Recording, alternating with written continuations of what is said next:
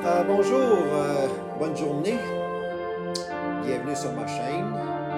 Et puis, si vous ne vous êtes pas déjà abonné sur ma chaîne, je vous invite à vous abonner sur ma chaîne.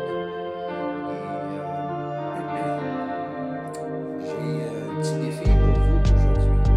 Le défi, en fait, s'adresse à ceux qu'on peut qualifier d'agnostiques ou athées. Alors, ceux qui sont agnostiques ou se disent agnostiques, c'est qu'ils ne peuvent pas confirmer si oui ou non Dieu existe. OK? Ils ne savent pas.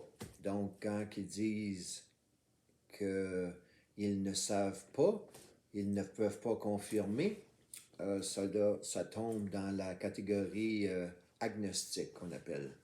Pour ce qui est des athées, il y en a qui s'imaginent que les athées n'ont pas de croyances. C'est faux. Les athées ont des croyances. Entre autres, l'athéisme, c'est la croyance qu'il n'existe pas de divinité. C'est ça, être athée, l'athéisme. C'est de croire qu'il n'existe pas de divinité. Okay? C'est différent d'être un croyant, puis c'est différent d'être agnostique. Bon, alors, ceci étant dit, je vais vous proposer un défi aujourd'hui à ceux qui sont athées, qui se disent athées ou agnostiques.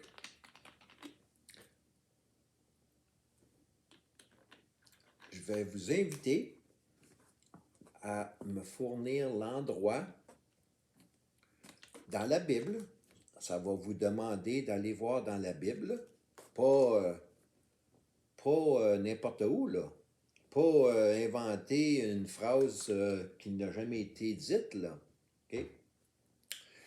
Je vais vous inventer, pas vous inventer, mais vous demander, méchant lapsus, je vais vous demander de vous procurer une Bible ou d'emprunter une, peu importe.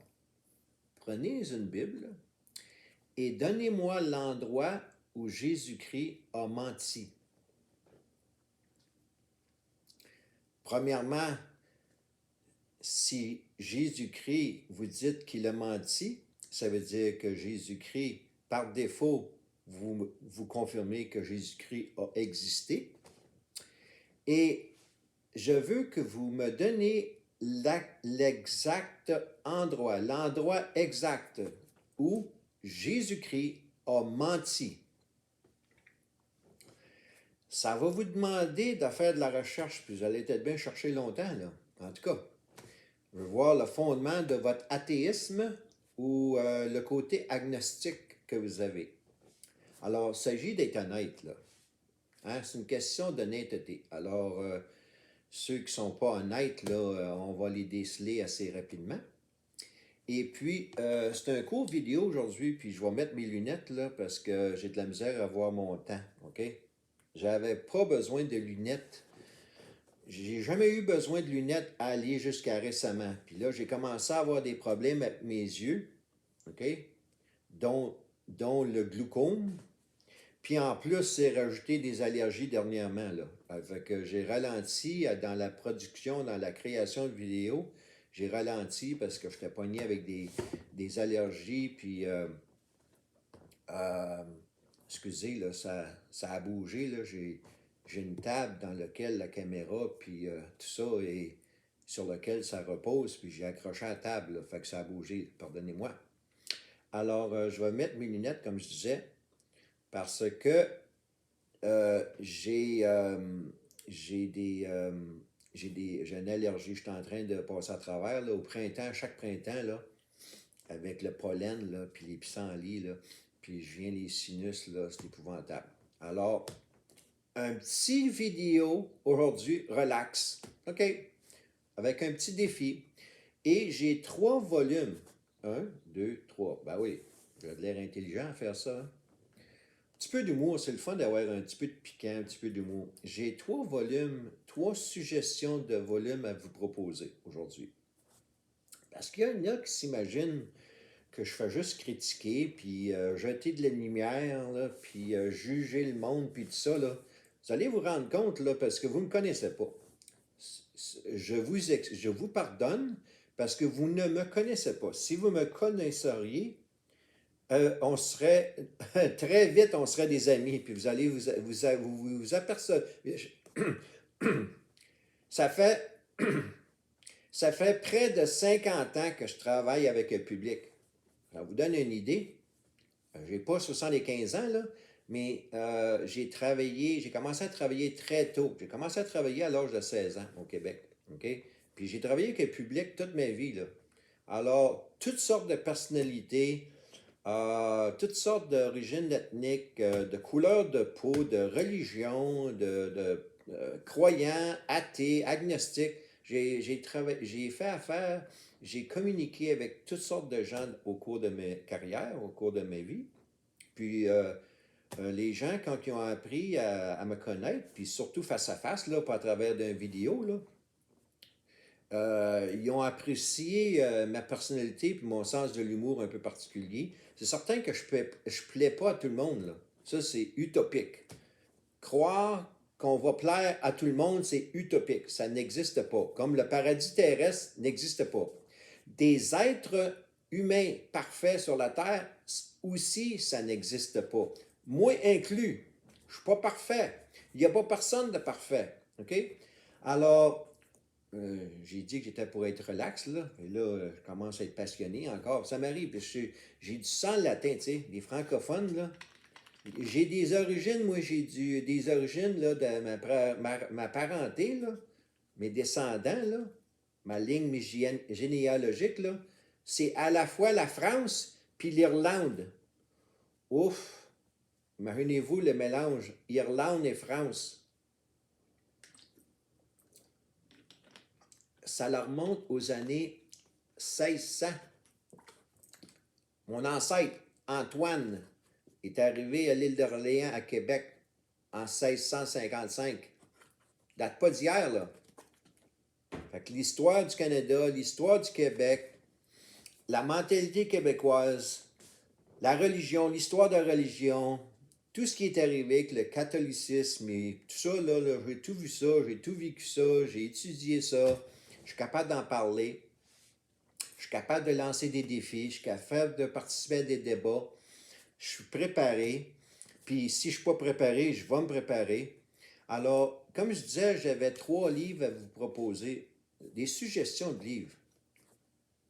Que vous soyez croyant, non-croyant, agnostique ou athée, 3 suggestions de livres que je vous propose, là, je vous suggère ça. Là. Fait que je vais terminer là-dessus. Premier livre, en partant, tout premier livre, le premier volume, je vais dire volume, là, c'est la Bible.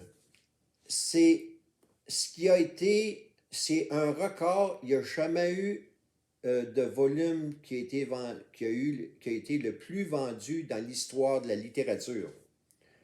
Le volume qui a paru, qui a été publié, qui a été vendu, le record, là, dans l'histoire, là, le record, c'est détenu par la Bible.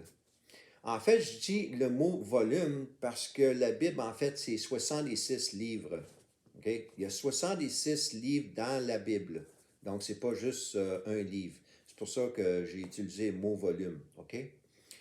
Deuxième volume, puis dans les 2 volumes, le deuxième et le troisième que je vais proposer, ça demande à ce que vous soyez bilingue.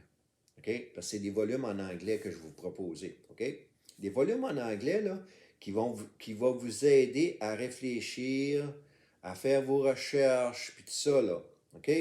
Puis c'est des volumes qui sont pas trop élevés, là. C'est pas des volumes qui vont vous demander, qui vont vous craquer, là, que les cheveux, là, que vous ne serez pas capable de dormir avoir une bonne nuit de sommeil, là, qui sont difficiles à comprendre. Alors, ça requiert que vous soyez bilingue, que vous êtes capable de lire et comprendre l'anglais, parce que c'est des volumes en anglais. J'ai une très grosse bibliothèque, là. J'ai une bibliothèque là, incroyable, autant en français qu'en anglais. Là. Fait que je peux faire des suggestions là, à des gens qui veulent avoir des suggestions de livres, je suis capable d'en faire. Alors, un des livres que je vais vous proposer, c'est de Rick Warren. OK? Alors, prenez note de ceci. OK? Rick Warren. What on earth am I here for? OK? Alors, prenez le titre, là, puis prenez l'auteur, puis essayez de trouver l'équivalent en français, parce que je sais que ça existe, le volume existe en français. Si vous ne connaissez pas l'anglais, trouvez l'équivalent en français. Alors, ça c'est un des volumes que je vous propose de lire. Regardez l'épaisseur, là. Il y a du contenu là-dedans, là. Puis, allez-y tranquillement, pas vite, OK? L'autre, là, lui, il y a du stock, là. Là, lui, il y a du stock, du contenu là-dedans, là. Tous les arguments possibles que les agnostiques et les athées peuvent avoir vont être répondus dans ce volume-là. Et ça requiert de l'honnêteté de leur part lorsqu'ils vont lire ça, de réaliser que je suis peut-être sur le mauvais chemin. Alors là, voici le volume. C'est de Norman L. Gessler, je pense que c'est le même que je le prononce, là. Je fais peut-être une erreur. Et Frank Turek. Frank Turek, il est reconnu, là, il est renommé, il a une renommée internationale, là. C'est pas un petit clin, là. OK? Alors, voici le volume. OK? Prenez note de ça, là. I don't have enough faith to be an atheist. OK? Je répète en anglais. I don't have enough faith to be an atheist. Par Norman L. Gessler et Frank Turek. J'espère que Gessler, je le prononce comme il faut, là, mais de toute façon, vous pouvez le lire. Et ça, je ne sais pas s'il y a une version en français de celui-là. J'en sais pas. Alors, c'est ce que je vais vous partager aujourd'hui. Une petite vidéo relax. J'ai dit que c'était supposé être une petite vidéo, puis là, je suis rendu au-dessus de 12 minutes. Là. Ça arrive. Alors, le défi tient toujours. Donnez-moi l'endroit dans la Bible où Jésus a menti. Puis, donnez-moi l'endroit dans la Bible, là, puis présentez-moi vos arguments, là. Pas quelque chose là, vide, là, sans fondement. Là. OK? Alors, c'est ce que je vous propose aujourd'hui. Je vous souhaite une bonne journée. On se reparle bientôt. OK? Bye.